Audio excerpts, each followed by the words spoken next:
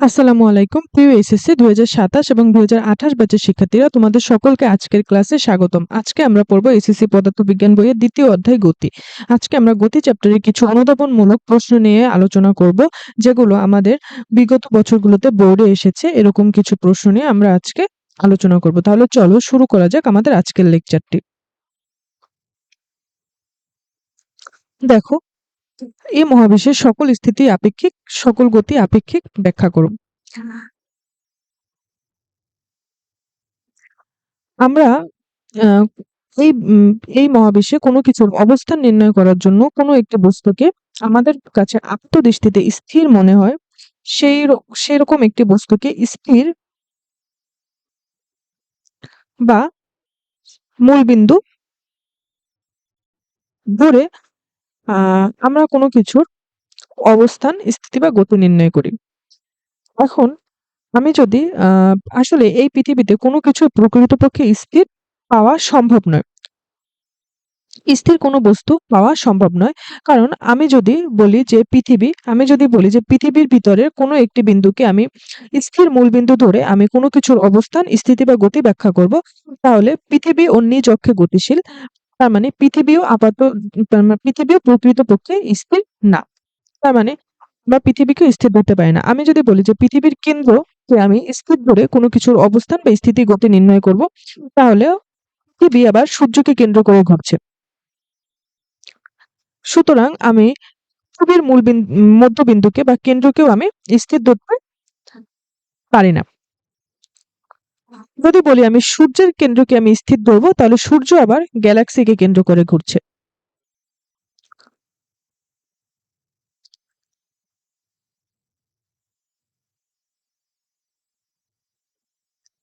আবার যদি বলি গ্যালাক্সির কেন্দ্রকে আমি মূলবিন্দু ধরবো,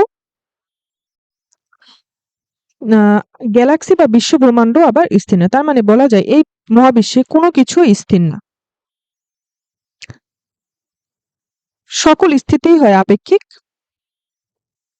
এবং আমাদের কাছে আপাত দৃষ্টিতে স্থির মনে হয় এরকম এরকম কোনো কিছুকে আমরা স্থির ধরে কোনো কিছু গতি বা স্থিতি আমরা ব্যাখ্যা করি। মানে আমরা বলতে পারি কোনো গতি আহ সকল গতি আপেক্ষিক এবং সকল স্থিতি কি আপেক্ষিক। দেখো, এই মহাবিশ্বের সকল স্থিতি আপেক্ষিক এবং সকল গতি আপেক্ষিক। আমরা কোনো কিছুর সাপেক্ষে কোনো কিছুর গতি বা স্থিতি বর্ণনা করি। আশা করি তোমরা বুঝতে পেরেছো। চলন্ত বাস হতে বাইরের গাছপালাগুলোকে গতিশীল মনে হয় কেন? যখন বাস চলতে থাকে তখন এই গাছপালাগুলো হচ্ছে প্রসঙ্গ বিন্দু থাকে, যেগুলো থাকে স্থির। চলন্ত বাস থেকে যখন একজন যাত্রী গাছপালাগুলোকে দেখে, তখন তার কাছে এই কারণেই মনে হয় যে সে যে বেগে গাড়িতে সামনের দিকে গতিশীল, ওই একই বেগে পিছনের দিকে গাছপালাগুলো সরে যাচ্ছে। আশা করি তোমরা বুঝতে পেরেছো। তো দেখো, চলন গতি ও ঘূর্ণন গতির মধ্যে দুটি পার্থক্য। চলন গতির সংজ্ঞার একটি শর্ত হচ্ছে যে বস্তুকণাগুলোকে অবশ্যই গতিশীল কোনো বস্তুকণার আহ সকল কণা গতিশীল কোনো বস্তুর সকল কণা একই সময় একই দিক বরাবর যেতে থাকবে। ঠিক আছে, এটা যদি হয় গাড়ি যদি এই দিক বরাবর গতিশীল হয়, তাহলে গাড়ির প্রতিটি বস্তুকণা গাড়ির সাথে এই দিক বরাবর গতিশীল, একই দিক বরাবর গতিশীল। এই ধরনের গতিগুলোকে আমরা বলি চলন গতি। আর ঘূর্ণন গতি হচ্ছে কোনো বিন্দুকে কেন্দ্র করে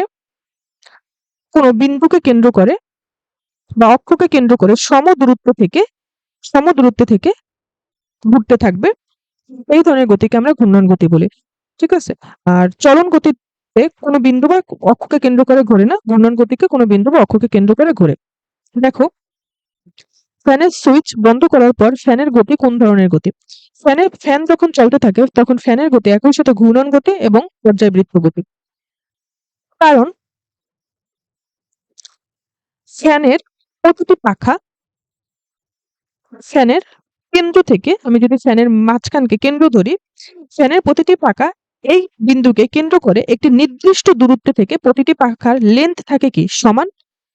তাহলে এই বিন্দুকে কেন্দ্র করে সম দূরত্ব থেকে প্রতিটি পাখা একটি বৃত্তাকার পথে ঘুরতে থাকে। তার মানে ফ্যানের গতিকে আমরা কি বলতে পারি? ঘূর্ণন গতি। আবার পর্যায়বৃত্ত গতির একটি শর্ত হচ্ছে যে নির্দিষ্ট সময় পর পর গতির পুনরাবৃত্তি হতে হয়। ফ্যান যখন ফুল স্পিডে ঘুরতে থাকে তখন ফ্যান একদম নির্দিষ্ট সময় পর পর তার গতির পুনরাবৃত্তি হয়। অর্থাৎ এইখানে যদি আমি একটা বিন্দু ধরে নেই, ফ্যান যদি এখান থেকে যাত্রা শুরু করে তাহলে একটি নির্দিষ্ট সময় পর পর বারবার ও এই বিন্দুটিকে একই দিক থেকে অতিক্রম করবে। এই পাখাটা এই বিন্দুটাকে একই দিক থেকে অতিক্রম করবে এবং একটি নির্দিষ্ট সময় পর পর অতিক্রম করবে। তার মানে চলন্ত ফ্যানের গতিকে আমরা আবার পর্যায়বৃত্ত গতিও বলতে পারি, কারণ এরা পর্যাবৃত্ত গতিরও এই শর্ত মেনে চলে। কিন্তু ফ্যানটা যখন আমরা অফ করি তখন ফ্যানের স্পিড আস্তে আস্তে কমতে থাকে, কমতে কমতে একটা সময় কি থেমে যায়, তাই না? তখন যখন আমরা বন্ধ করি তখন ফ্যানের গতি ঘূর্ণন গতি থাকে, কারণ কখনো ফ্যানের পাখাগুলো কেন্দ্র থেকে সমদূরত্বে থেকে ঘুরতে থাকে। তার মানে এটা ঘূর্ণন গতি শর্তকে পূর্ণ করে। কিন্তু যেহেতু স্পিড কমতে থাকে, কমতে কমতে আস্তে আস্তে একটা সময় পর থেমে যায়, তো গতি যেহেতু কমতে থাকে তখন ফ্যানের এই পাখাগুলো নির্দিষ্ট সময় পর পর মানে একই সময় পর পর তার গতি পুনরাবৃত্তি করে না। ঠিক আছে?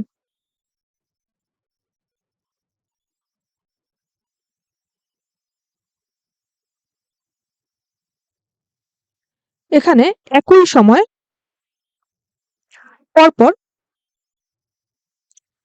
আচ্ছা একই সময় পর পর তার গতির পুনরাবৃত্তি করে না। তার মানে একটি ফ্যান বন্ধ করার পর ফ্যান বন্ধ করার পর এটি ঘূর্ণন গতি থাকে কিন্তু পর্যায়বৃত্ত গতি নয়। কারণটা আমরা বলেছি যে ফ্যান যখন বন্ধ করা হয় তখন গতি আস্তে আস্তে কমতে থাকে, তার মানে তখন সে একই সময় পর পর তার গতির পুনরাবৃত্তিটা করে না, যেহেতু তখন গতি আস্তে আস্তে কমতে থাকে বা বেগ আস্তে আস্তে কমতে থাকে। দেখো, বৃত্তাকার পথে সমদ্রুতিতে ঘূর্ণায়মান সাইকেলের গতি পর্যায়বৃত্ত গতি। পর্যায়বৃত্ত গতির শর্ত আমরা একটু আগে বললাম যে একটি মানে নির্দিষ্ট সময় পর পর তার গতিটার পুনরাবৃত্তি হতে হবে। যেহেতু সমদ্রুতিতে চলে, সমদ্রুতি মানে হচ্ছে সমদ্রুতি মানে হচ্ছে একই সময় একই পথ ও বারবার অতিক্রম করবে। ধরে মানে আমি যদি বলি যে প্রতি ১ মিনিটে সে ৫ মিটার করে পথ অতিক্রম করবে। ওই যে প্রতি ১ মিনিটে যে সে ৫ মিটার ৫ মিটার করে পথ অতিক্রম করছে, এই ধরনের যদি হয় তাহলে আমরা এটাকে বলতে পারি সমদ্রুতি। তো বৃত্তাকার পথে যখন কোনো সাইকেল ঘূর্ণায়মান থাকে সমদ্রুতিতে, তখন ও এই বৃত্তাকার পথের কোনো একটি নির্দিষ্ট বিন্দু যদি আমি ধরে নেই এই বিন্দুটা, তো ও যদি এখান থেকে যাত্রা শুরু করে তাহলে এই নির্দিষ্ট বিন্দু থেকে একই সময় পর পর বারবার এই একই দিক থেকে অতিক্রম করবে। তো একই সময় পর পর মানে একই সময় পর পর ওর গতির পুনরাবৃত্তি করবে এবং এই গতিপথের একটি নির্দিষ্ট বিন্দু, এই বিন্দুটাকে নির্দিষ্ট সময় পর পর অর্থাৎ ওই একই সময় পর পর একই দিক থেকে দেখো তো অতিক্রম করবে, তাই না? মানে এই ধরনের গতিকে আমরা বলতে পারি কি পর্যায়বৃত্ত গতি।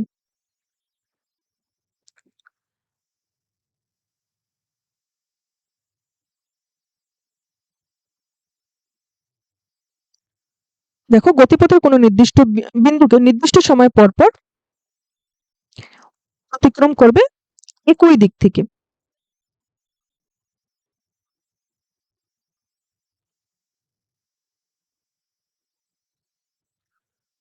চলো পরেরটা দেখি। দোদুল্যমান দোলনার গতি কোন ধরনের গতি? দোদুল্যমান দোলনার গতি হচ্ছে একটি স্পন্দন গতি। দোদুল্যমান দোলনাকে যদি আমি একটা পেন্ডুলামের সাথে কল্পনা করি তাহলে এটা হচ্ছে সাম্যবিন্দু। এই সাম্যবিন্দুর দুই পাশে দোলনাটা এরকম ভাবে দুলতে থাকে, যেটা একটা স্পন্দন গতির উদাহরণ। এবং ওর এই গতিটি দেখো, স্পন্দন গতির একটি উদাহরণ হচ্ছে যে সাম্যবিন্দু থেকে দুই পাশে দুলতে থাকবে এবং পর্যায়কালের অর্ধেক সময় একদিকে, বাকি অর্ধেক সময় একই গতির বিপরীত দিকে থাকবে। এখান থেকে যাত্রা শুরু করলে এই এখানে এসে আবার এই বিন্দুতে আসতে, এই একই বিন্দুতে ফেরত আসতে যে সময় লাগে তাকে আমরা বলি কি এক পর্যায়কাল।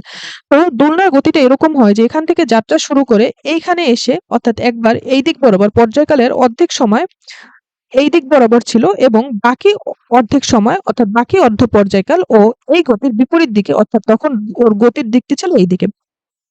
এটাকে আমরা বলতে পারি যে পর্যায়কালের অর্ধেক সময় একদিকে এবং বাকি অর্ধেক সময় একই গতির বিপরীত দিকে ওর চলনটা হলো বা গতিটা হলো। তো এই দুইটা হচ্ছে স্পন্দন গতির সত্য। সুতরাং আমরা বলতে পারি দোদুল্যমান দোলনার গতি একটি স্পন্দন গতি। দোলনার গতি একটি পর্যায়বৃত্ত গতি। আচ্ছা, দোলন গতি একটি পর্যায়বৃত্ত গতি। দোলন গতির অপর নাম হচ্ছে স্পন্দন গতি। তো আমাদের দেখতে হবে যে স্পন্দন গতি একটি পর্যায়বৃত্ত গতি। দেখো, পর্যায়বৃত্ত গতির স্পন্দন গতির শর্ত হচ্ছে যে সাম্যবিন্দু থেকে দুই পাশে দুলতে থাকবে, তাই না? এবং পর্যায়কালের অর্ধেক সময় একদিকে এবং বাকি অর্ধেক সময় একই গতির বিপরীত দিকে থাকবে, তাই না? তো তাই যদি হয়, এটাকে আমরা বলতে পারি স্পন্দন গতি। আর স্পন্দন গতি পর্যায়বৃত্ত গতি কিভাবে? পর্যায়বৃত্ত গতির শর্ত হচ্ছে যে একই সময় পর পর গতিটির পুনরাবৃত্তি হতে হবে। দেখো,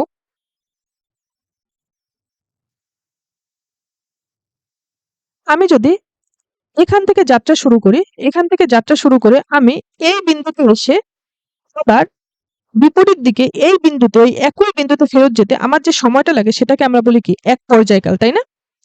এটাকে আমরা বলতে পারি এক পর্যায়কাল। আর দেখো তো, ও এইখান থেকে যাত্রা শুরু করে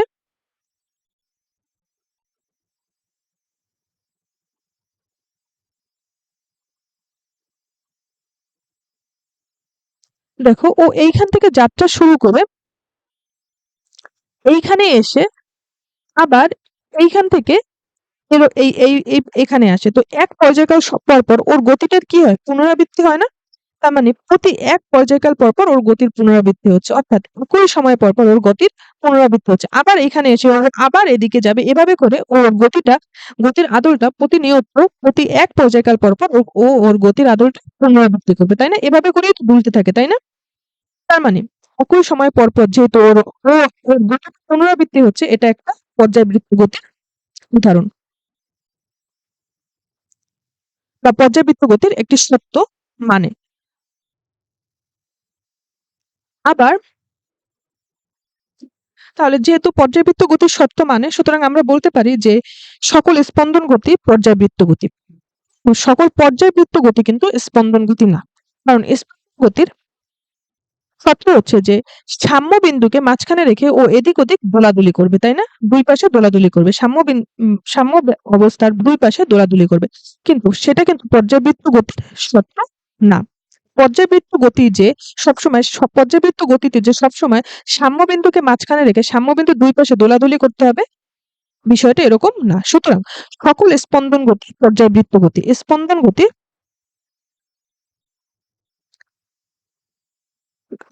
গতি পর্যায়বৃত্ত গতি। কিন্তু সকল পর্যায়বৃত্ত গতি স্পন্দন গতি না। সকল স্পন্দন গতি পর্যায়বৃত্ত গতি, কিন্তু সকল পর্যায়বৃত্ত গতি স্পন্দন গতি না। দেখো, ৯ নম্বরে এই প্রশ্নটা এখানে আছে যে সকল স্পন্দন গতি পর্যায়বৃত্ত গতি, কিন্তু সকল পর্যায়বৃত্ত গতি স্পন্দন গতি। আশা করি তোমরা বুঝতে পেরেছো।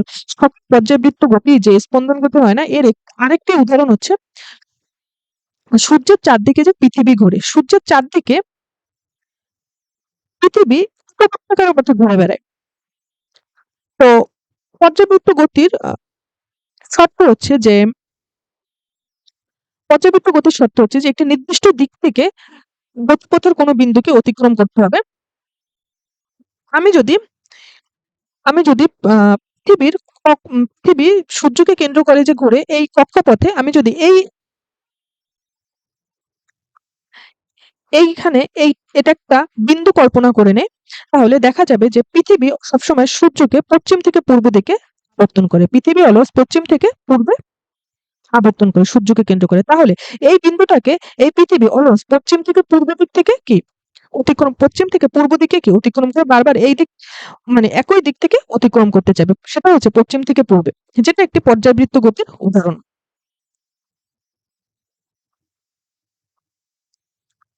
আবার পর্যায়বৃত্ত গতির আরেকটা উদাহরণ হচ্ছে যে একটি নির্দিষ্ট সময় পর পর গতির পুনরাবৃত্তি হতে হবে। তো সূর্যকে কেন্দ্র করে পৃথিবী একটি নির্দিষ্ট সময় পর পর একটি পূর্ণ ঘূর্ণন সম্পন্ন করে। মানে কি?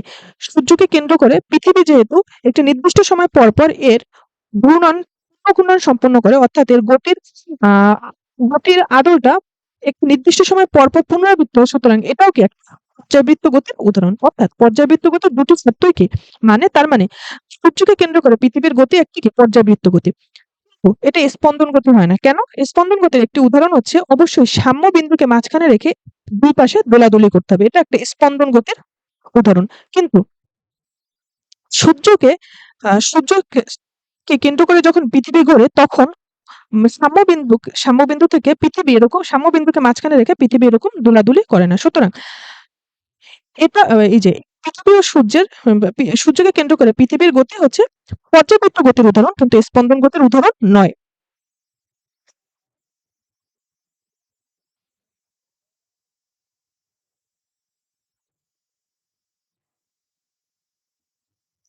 আবার দেখো যে সকল ঘূর্ণন গতি পর্যাবৃত্ত গতি নয়। সকল ঘূর্ণন গতি পর্যাবৃত্ত গতি নাও হতে পারে।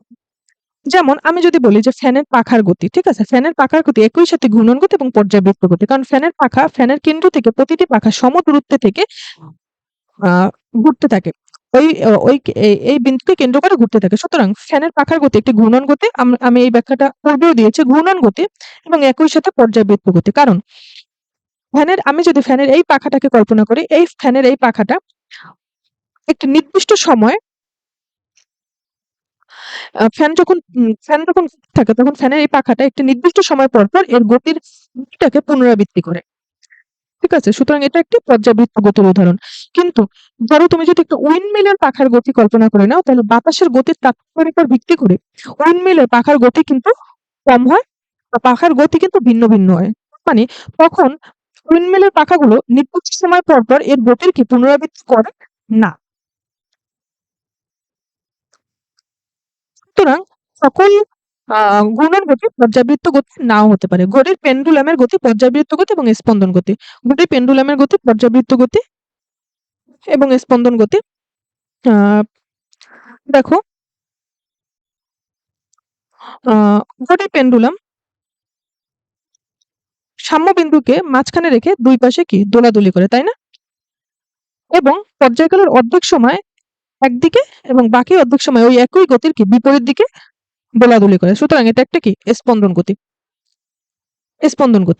আর পর্যাবৃত্ত গতি কেন? পর্যাবৃত্ত গতি কারণ হচ্ছে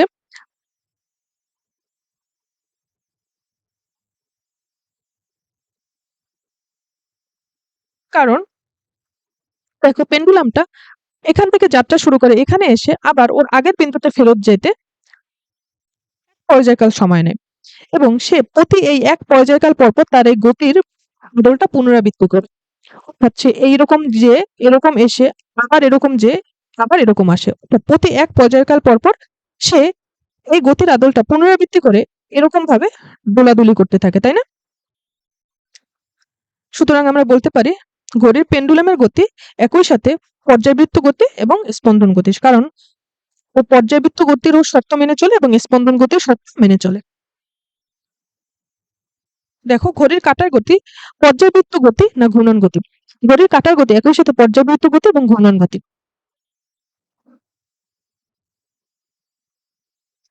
ধরো আমি যদি ঘড়ির সেকেন্ডের কাঁটার কথা চিন্তা করি, তাহলে সেকেন্ডের কাঁটা ঘড়ির কেন্দ্র থেকে সমদূরত্বে থেকে এরকম ভাবে ঘুরতে থাকে, তাই না? সেকেন্ডের কাঁটার কথা কল্পনা করলে তার মানে এটা কি ঘূর্ণন গতির উদাহরণ, তাই না? কিন্তু আবার ঘড়ির সেকেন্ডের কাঁটা কিন্তু প্রতি 60 সেকেন্ড পর পর, ঘড়ির সেকেন্ডের কাঁটা প্রতি 60 সেকেন্ড পর পর ঘড়ির 12টার ঘরকে এই দিক থেকে, তাই না, এই দিক থেকে কিন্তু প্রতি 7 সেকেন্ড পর পর অতিক্রম করে। অর্থাৎ এটা কিন্তু একটা পর্যাবৃত্ত গতির উদাহরণ, সরি পর্যাবৃত্ত গতির সত্য, যে পুনরাবৃত্তি পর্যাবৃত্ত গতির ক্ষেত্রে গতির প্রতি একই সময় পর পর গতির পুনরাবৃত্তি হতে হবে এবং গতিপথের কোনো বিন্দুকে নির্দিষ্ট সময় পর পর নির্দিষ্ট দিক থেকে, যেটা এই দিক থেকে অতিক্রম করছে, নির্দিষ্ট দিক থেকে অতিক্রম করতে হবে। দেখো ঘড়ির সেকেন্ডের কাঁটাও একটি নির্দিষ্ট সময় অর্থাৎ 60 সেকেন্ড পর পর 12টার ঘরকে অতিক্রম করে এবং একটি নির্দিষ্ট দিক থেকে কি অতিক্রম করে, সেটা হচ্ছে এই দিক থেকে এই দিকে, তাই না?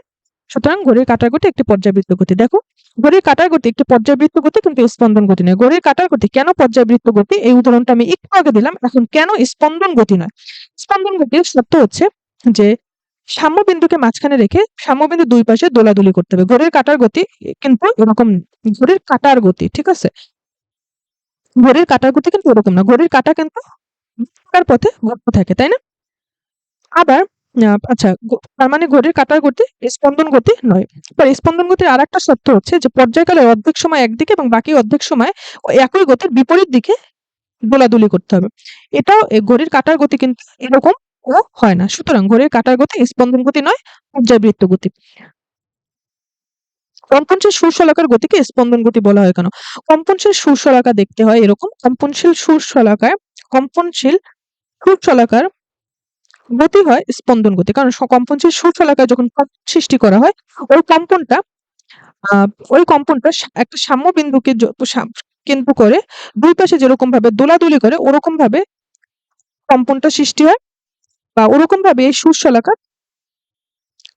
সুরশলাকার এই বাহুগুলো দুলতে থাকে, এবং পর্যায়কালের অর্ধেক সময় একদিকে এবং বাকি অর্ধেক সময় ওই একই গতির বিপরীত দিকে চলে। তাই কম্পনশীল সুরশলাকার গতিকে আমরা বলতে পারি স্পন্দন গতি। সূর্যের চারদিকে পৃথিবীর গতি কি ধরনের গতি? সূর্যের চারদিকে পৃথিবীর গতি একটি পর্যায়বৃত্ত গতি। এই উদাহরণটা আমি পূর্বেও দিয়েছি। এটা যদি হয় সূর্য, এবং সূর্যকে কেন্দ্র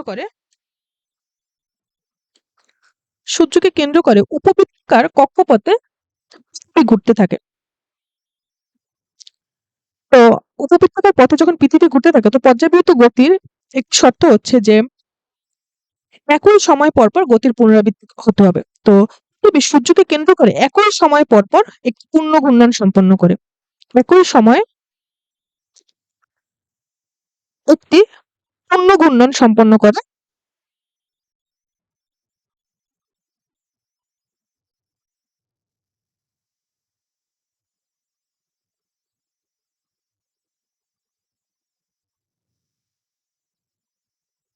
একই সময়ে একটি পূর্ণ ঘূর্ণন সম্পন্ন করে, অর্থাৎ একই সময় পরপর এর গতির পুনরাবৃত্তি হয়।